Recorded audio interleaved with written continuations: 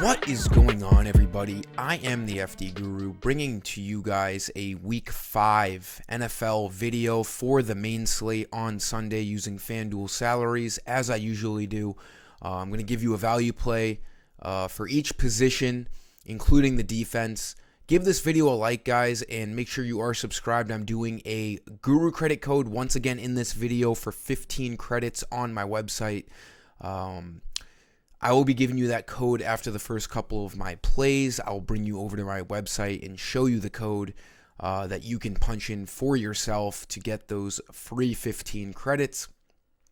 I always do this video during the week, so we don't know a ton of injury news. Most guys end up playing who are questionable or who sit out practice throughout the week, but these guys that I give you today are still going to be good plays on Sunday. Just other things can always open up as we get more information on injuries. We have 6 games in the early window at 1 o'clock Eastern and 4 at 4 o'clock. This is a much better amount of games in each window as we've seen over the last 2 weeks, where it's been 9 games at 1 o'clock and only 3 in the afternoon. I do like the 6 and 4. I like 4 in the afternoon wave. I think 4 compared to 3 at 4 o'clock is a huge difference, makes it for a much more exciting slate. So let's jump right into things here. We have, some pretty good matchups. We have 2 over-unders at 50 or more. The Chiefs and Vikings game is the highest over-under on the slate, which is not surprising. But we will get into things. Hopefully we have a nice Week 5. It's been a sluggish start to the season, but I've been here before, and we always turn things around. Tons of slates, as usual, to get back our money. So for quarterback, obviously, you can go to Patrick Mahomes, 9,200. Their favorites, highest over-under of the week. Mahomes didn't look great against the Jets, but he's not perfect. He's a human. The Jets defense is pretty good. That was a weird game all throughout. Zach Wilson looked way better than he actually is. I do think Mahomes bounces back against this Vikings defense this week. If you have the extra money to spend up at quarterback, he's projected the most fantasy points over any other player this week for good reason. If you want to save some money, I like Tua at 8,000. This Giants and Dolphins game, the Dolphins are minus 12. They could put up an ugly number. I like Tua at 8,000, but I like Kirk Cousins even more at 7,600, 400 cheaper. They ended up getting their first win last week, and it's not a coincidence that the games that the Vikings lose and are down during the game, Cousins has good games because he throws a lot.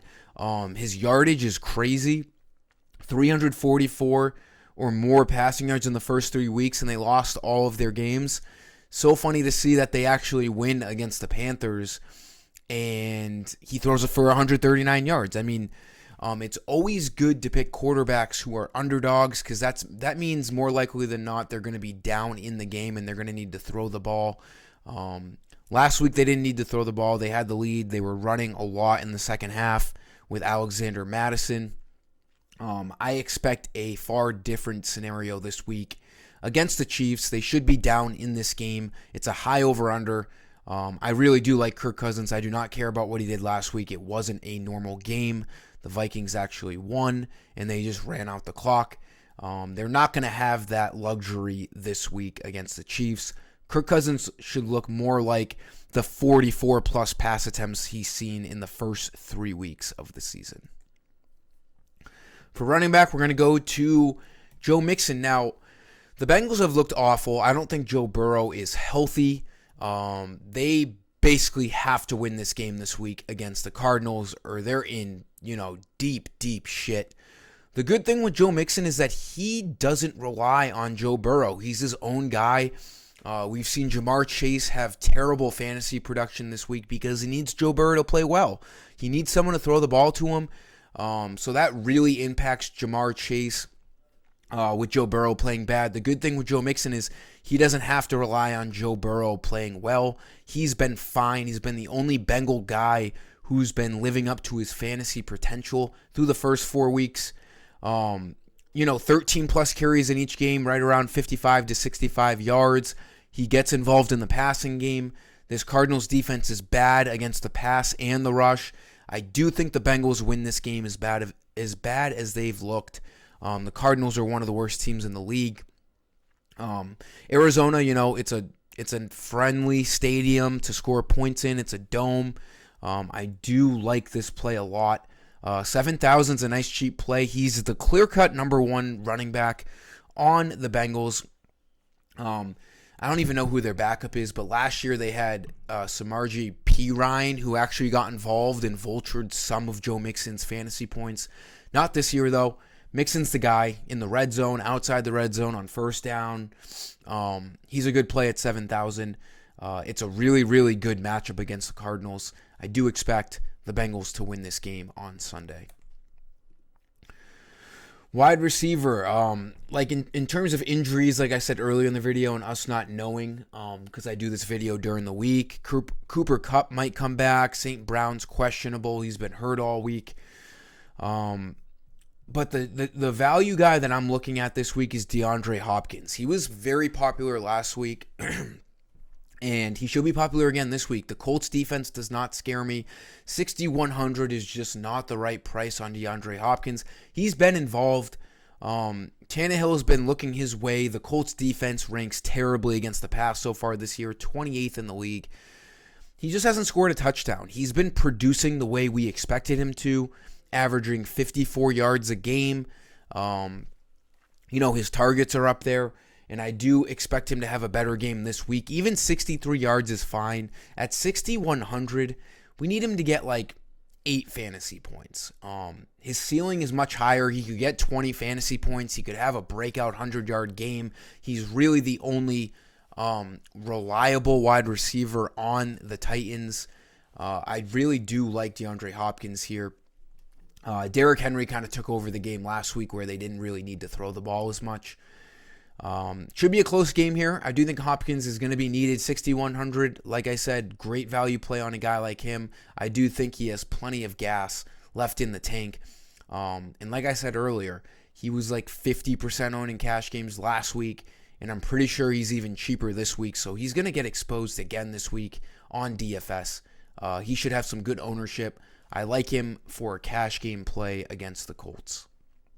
Going over to my website, you have to be signed into your FD Guru account. Go to fd-guru.com. These credits get you all of the content I post. I post a bunch of stuff. We have NBA starting up on October 24th, which is 19 days away, less than 3 weeks away. Very excited for that. NBA is a tough sport to play. I work harder in NBA research-wise more than any other sport just because of the injuries. It's a sport that most people need my help, so get these credits while you can. Go over to the shop page, and type in NFL Week 5 in all caps. You will get 15 free Guru credits. It says coupon already redeemed. I forgot I did it earlier, but if you type in NFL Week 5, I'll just retype it out for you in case you missed it. All caps, NFL Week 5, apply coupon. It will say coupon successfully applied. And then the page will reload and add 15 credits to your balance. You got to do this at the shop page where the code bar is. This is where you buy all of your usual Guru credits. Again, just like this video, guys. And if you don't have an account on my website yet, just make one. You don't need a credit card to sign up.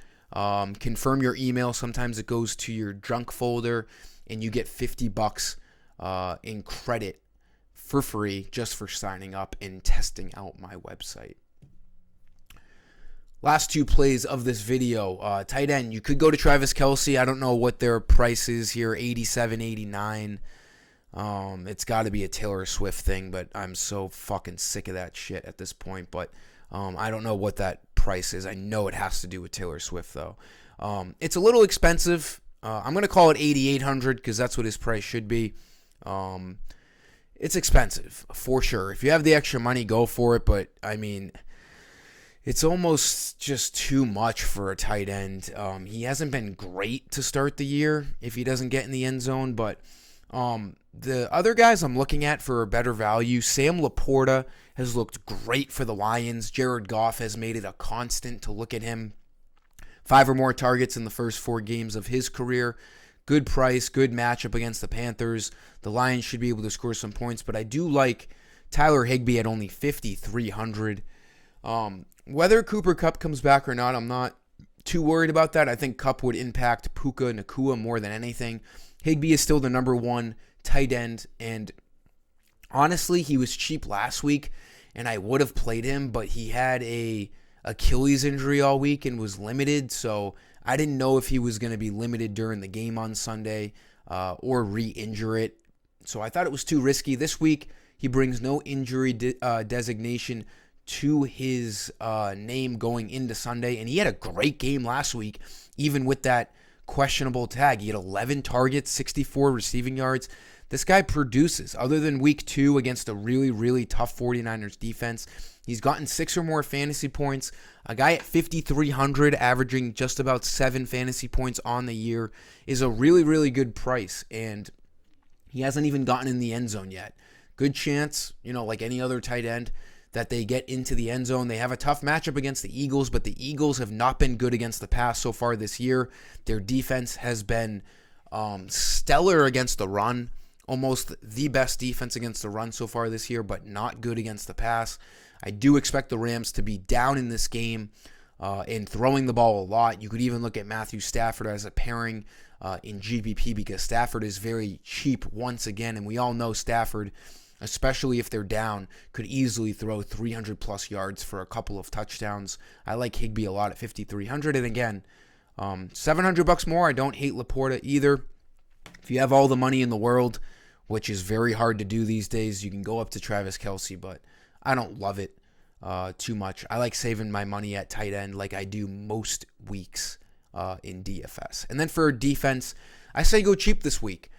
Desmond Ridder has looked like shit, honestly, in my opinion. Bijan Robinson is making the case for one of the best running backs in the league already, but I'm not worried about that. It's a low over-under. I think it's a 41 over-under. And the Texans' defense is cheap. 3,600. They've looked great in 3 out of the 4 games this year. Again, as I say in every video, I don't look into defense too much. It's more luck than anything. 3,600 is a really, really cheap price, though, and it's not that bad of a spot for the Texans in Atlanta. The problem with the Falcons is they're such a dog shit team that they can't even really utilize Bijan Robinson because by halftime they're losing and they can't establish a run game. So I'm not worried about Robinson too much. You could even, if you don't end up picking the Texans defense, you could look at Bijan too at running back because, he always has a high ceiling. But Texans defense looks good. I also like the Cincinnati Bengals defense against the Cardinals. Not worried about Josh Dobbs and the Cardinals by any means. 4,100, another cheap price on a Bengals defense, averaging 7.5 fantasy points. So the Bengals look like a good value play. The Texans look like a good value play. And that will sum up this video for Week 5, guys. Thank you for stopping by. Please like the video, subscribe for all future videos, and make sure you put in that Guru Credit promo code for 15 credits. As always, thanks for stopping by, and until next time, I am the FT Guru. See ya.